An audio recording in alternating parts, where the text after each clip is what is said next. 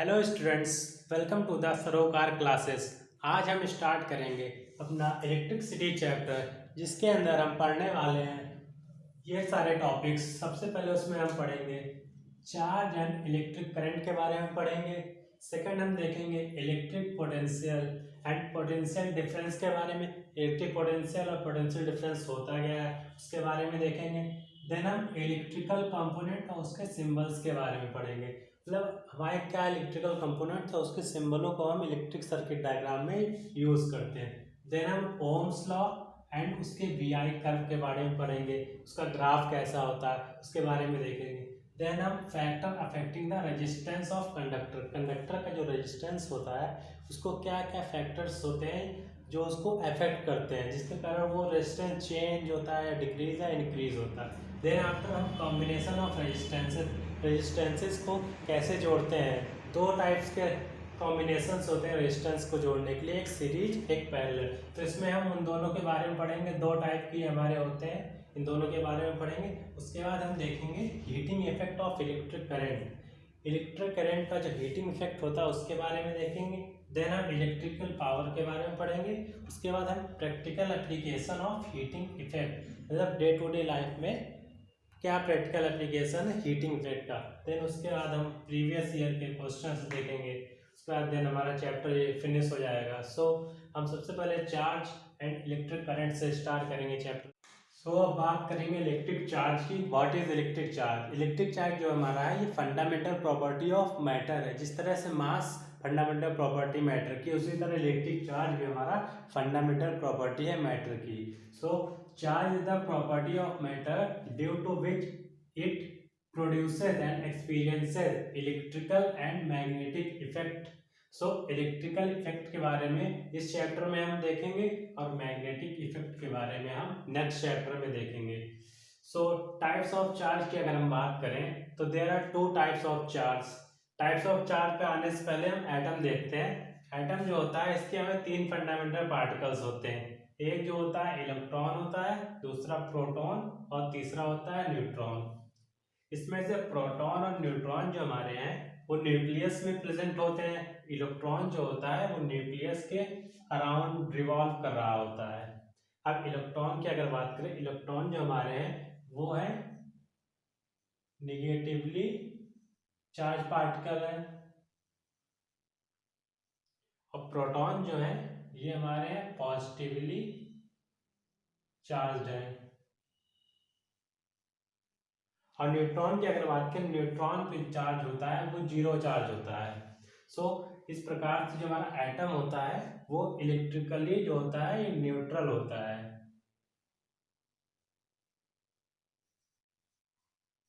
Neutral होगा। अब types of charge की अगर बात करें, टाइप्स ऑफ चार्ज को हम इलेक्ट्रॉन और प्रोटॉन के बेसिस पे क्लासिफाई करते हैं। तो अगर टाइप्स ऑफ चार्ज देखें, types of charge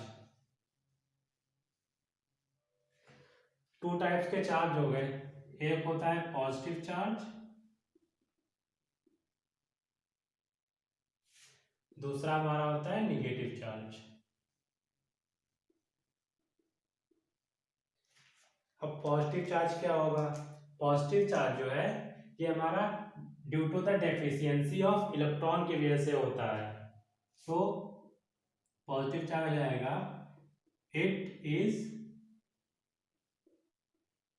due to the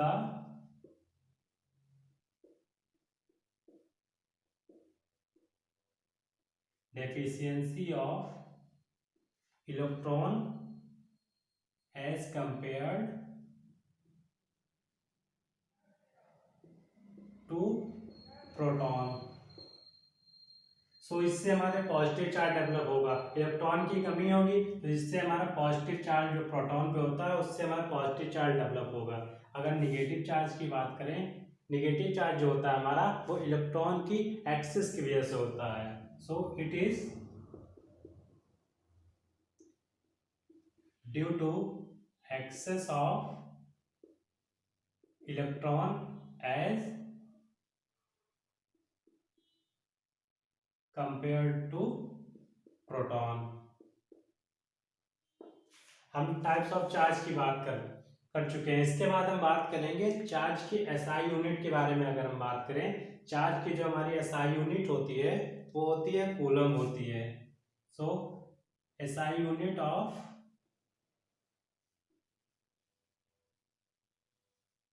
charge is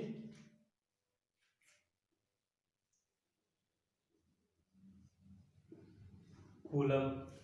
coulomb की अगर हम बात करें, coulomb is a very big unit of charge. तो हम इसके कुछ स्मॉल यूनिट्स के भी इस्तेमाल करते हैं, जैसे कि माइक्रोमीटर होता है, मिलीमीटर होता है, उसी तरह कूलम में होता है माइक्रो कूलम और मिली कूलम।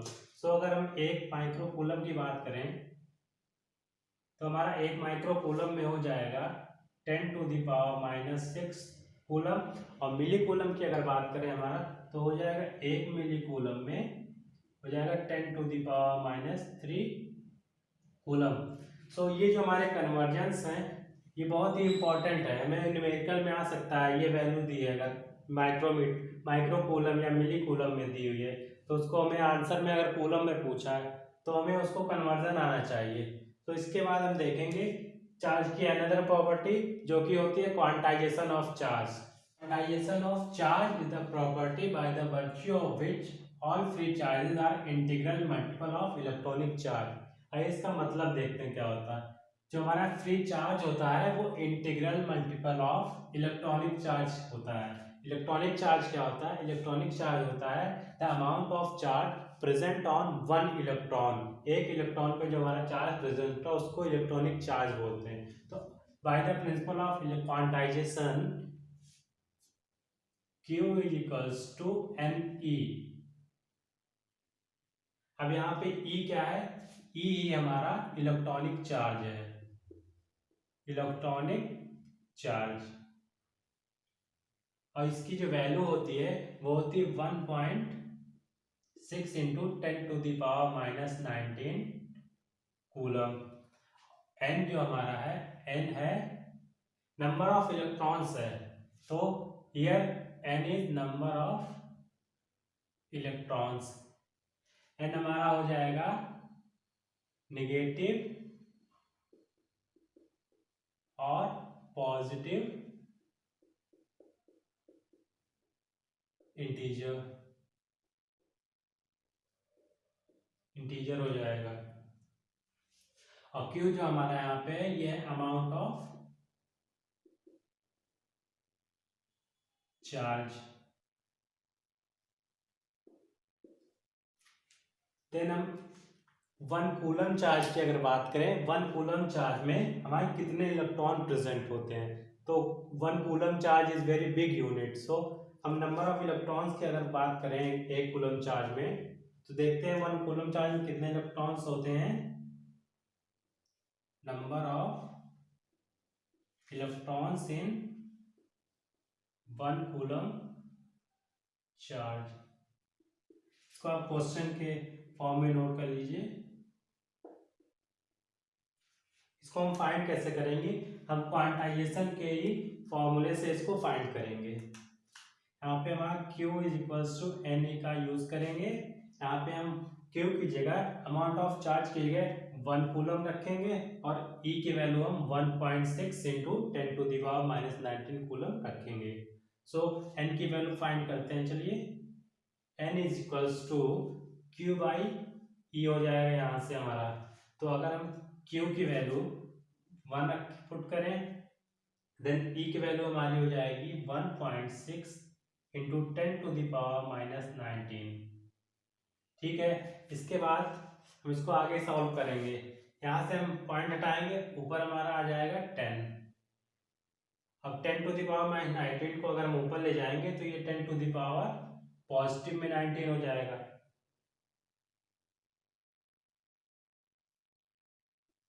डिवाइडेड बाई 16 करेंगे क्योंकि हमने यहाँ से पॉइंट हटा दिया।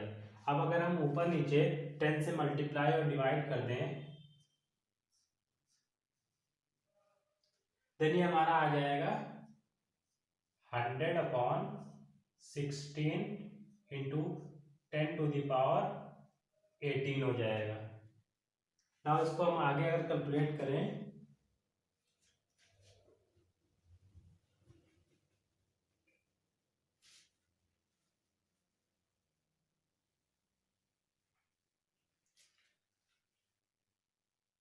ये हमारा आ जाएगा 100/16 इंटू 10⁻18।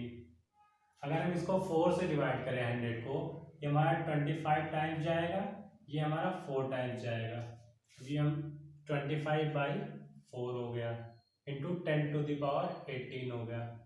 अब 25 को अगर हम 4 से डिवाइड करेंगे तो ये हमारा आ जाएगा 6.25 इंटू 10⁻18 इलेक्ट्रॉन। सो 1 कूलम में हमारे 6.25 इंटू 10⁻18 इलेक्ट्रॉन्स होती हैं। आप 10⁻18 से ही देख सकते हैं कि एक कूलम चार्ज में कितनी ज्यादा इलेक्ट्रॉन प्रेजेंट होते हैं।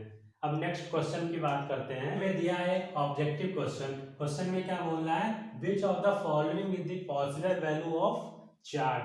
सो इस क्वेश्चन को हम कैसे सॉल्व करेंगे, इस क्वेश्चन को हम क्वांटाइजेशन ऑफ चार्ज के फॉर्मूले से सॉल्व करेंगे। जो हमारे पास था Q = NE। सो अब इसको हम अगर ऑप्शन ए को देखें, ऑप्शन ए में अगर हम n की वैल्यू इंटीजर आ जाती है तो ये हमारी पॉजिटिव वैल्यू हो सकती है। अगर ऑप्शन बी में अगर आ जाती है n की पॉजिटिव या निगेटिव वैल्यू तो ये हमारा ऑप्शन बी हो सकता है करेक्ट आंसर। इसी तरह सी और डी में देखेंगे। सो ऑप्शन ए की अगर हम बात करें, ऑप्शन ए में n की वैल्यू फाइंड करें अगर, तो n = Q/E हो जाएगा। तो Q की जगह हम 0.64 इंटू 10⁻⁻20 रखेंगे। 0.64 इंटू 10⁻⁻20 रखेंगे। उसके बाद हम इसको E से डिवाइड करेंगे। E की वैल्यू होती है 1.6 इंटू 10⁻⁹। इसको हम डिवाइड करेंगे। अब इसको अगर हम 10 से मल्टीप्लाई 10 से डिवाइड कर दें तो ये हमारा हो जाएगा 6.4/1.6 और ये हमारा हो जाएगा इंटू 10⁻⁻21/10⁻⁹। देन इसको आगे फर्दर सॉल्व करेंगे। 16 से 6.4 को अगर हम डिवाइड करेंगे ये हमारा आ जाएगा 4 और 10⁻⁻21 को 10⁻⁻19 से अगर डिवाइड करेंगे सो ये हमारा आ जाएगा 10⁻⁻2। इसको हम डेसिमल में अगर लिखें तो ये हमारा हो जाएगा 0.04। सो n की वैल्यू जो यहाँ पे आई वो हमारी आ गई 0.04। So this is not possible answer. Next हम अगर b की बात करें, b में अगर n की वैल्यू फाइंड करें, यहाँ पे हम रखेंगे 4.8 इंटू 10⁻⁻21। देन इसको फिर हम 1.6 से डिवाइड करेंगे। 1.6 इंटू 10⁻⁻19। इसको हम 1.6 से 4.8 को डिवाइड करेंगे तो ये हमारा आ जाएगा 3 इंटू और 10⁻, ये हमारी हो जाएगी 10⁻⁻2 हो जाएगी। देन इसको डेसिमल में अगर हम कन्वर्ट करें तो ये हमारे पास आ जाएगा 0.03। सो यहाँ पे भी जो हमारी n की वैल्यू आ रही है, this is not integral multiple of this 1.6 into 10⁻⁻19। So next अगर सी ऑप्शन की बात करें, सी में भी हम n की वैल्यू फाइंड करेंगे। सो n की वैल्यू फाइंड करने के लिए 0.32 इंटू 10⁻, दिस इज -18 एंड इसको हम 1.6 से डिवाइड करेंगे इंटू 10⁻⁻19। इसको अगर हम डिवाइड करेंगे तो ये हमारे पास आ जाएगा, ये हो जाएगा 3.2/1.6 और यहाँ पे हमारा हो जाएगा 10⁻⁻18। यहाँ भी हमारा हो जाएगा 10⁻⁻18। यहाँ से हमने 10⁻⁻1 को ऊपर ले गए, सो यहाँ पे हमारा 10 से मल्टीप्लाई हो गया और 10 से इसको हमने 0.32 को मल्टीप्लाई करके 3.2 कर दिया। उसके बाद अगर इसको फर्दर सॉल्व करें सो ये हमारा कट जाएगा और 1.6 से 3.2 को डिवाइड करेंगे तो ये हमारा वैल्यू आ जाएगी 2। सो यहाँ पे जो n की वैल्यू आ रही है दिस इज ए इंटीजर। सो इस क्वेश्चन का जो हमें आंसर लग रहा है वो ऑप्शन सी लग रहा है। नेक्स्ट हम अगर डी की भी बात कर लें, डी में अगर हम n की वैल्यू फाइंड करें, n की वैल्यू जो यहाँ पे आएगी वो आ जाएगी 4 × 10⁻⁻19 upon 1.6 into 10⁻⁻19।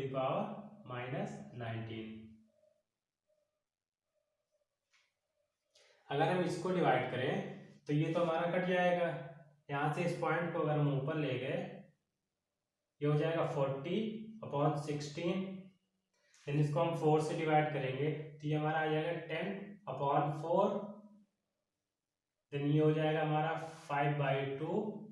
5/2 is equals to 2.5।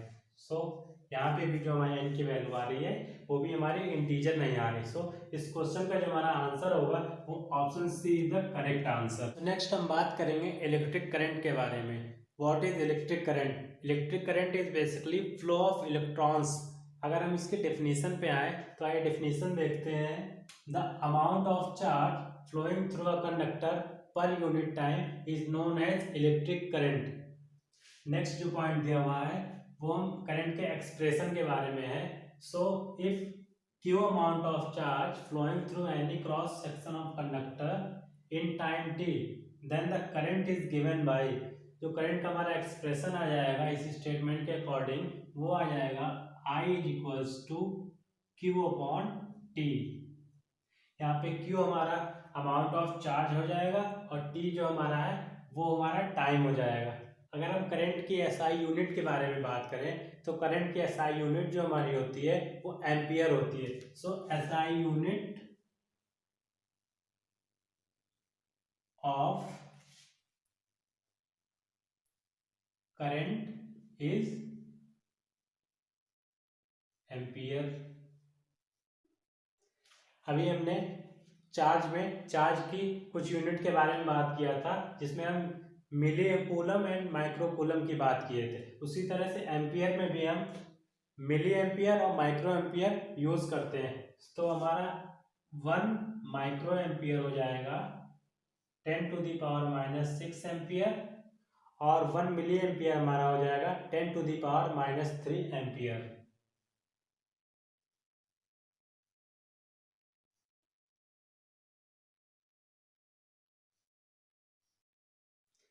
Next हम बात करेंगे इलेक्ट्रिक करंट के फ्लो के डायरेक्शन के बारे में। देखते हैं करंट की फ्लो के डायरेक्शन क्या होगी। Current flows from positive terminal of battery to the negative terminal of battery. So second point क्या है? The direction of flow of current is opposite to the direction of flow of electrons. So इस diagram में देखिए ये battery हो गई, इसका ये पॉजिटिव टर्मिनल है, ये नेगेटिव टर्मिनल है।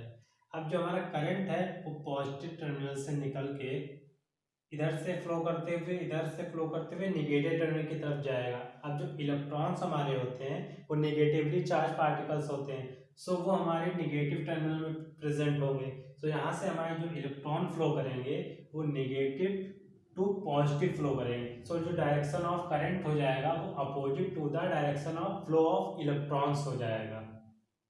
चलिए हम नेक्स्ट बात करेंगे 1 एम्पियर की। What does the 1 ampere means? तो अगर हम 1 एम्पियर की बात करें, 1 एम्पियर मतलब हो गया अगर हम 1 कूलम चार्ज को फ्लो कराते हैं 1 सेकेंड के लिए, देन जो हमें करंट मिलेगा वो हमारा 1 एम्पियर होगा। सो इसके डेफिनेशन लिख लेते हैं 1 एम्पियर की।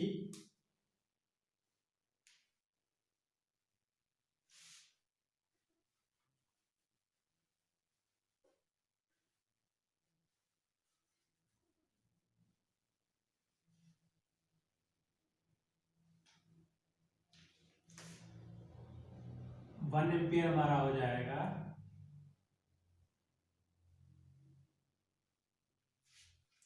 If 1 coulomb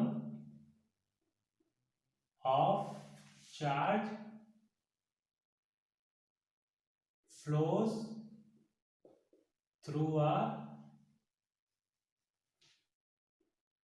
conductor for 1 second, then the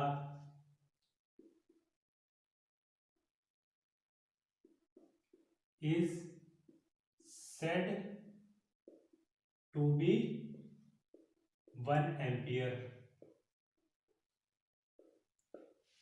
जब 1 कूलम चार्ज हमारा किसी कंडक्टर से 1 सेकेंड के लिए फ्लो करेगा तो हम जो करंट जनरेट होगा उसको हम 1 एम्पियर बोलेंगे।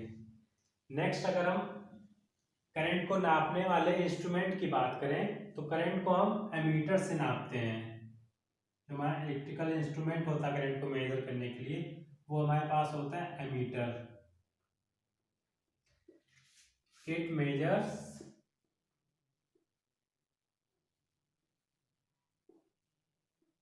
The electric